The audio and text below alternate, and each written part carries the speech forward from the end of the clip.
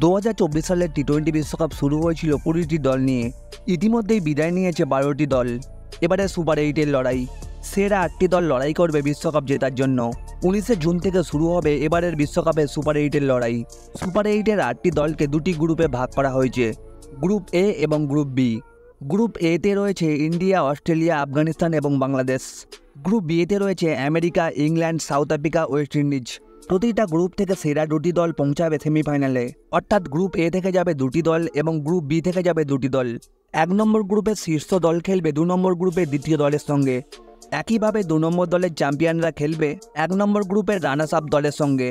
এইভাবেই হবে এবারের বিশ্বকাপের সেমিফাইনাল। কিন্তু আপাতত আজকে দেখে নিই বিশ্বকাপের সুপার 8-এর লড়াইয়ে কোন দল কবে মাঠে নামছে। জুন মাসের 19 তারিখে যুক্তরাষ্ট্র এবং দক্ষিণ আফ্রিকা ম্যাচ দিয়ে শুরু হবে সুপার 8-এর লড়াই।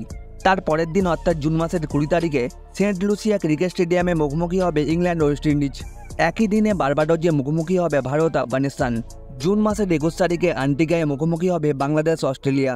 ওই দিনই সেন্ট লুসিয়া স্টেডিয়ামে মুখোমুখি হবে ইংল্যান্ড, দক্ষিণ আফ্রিকা।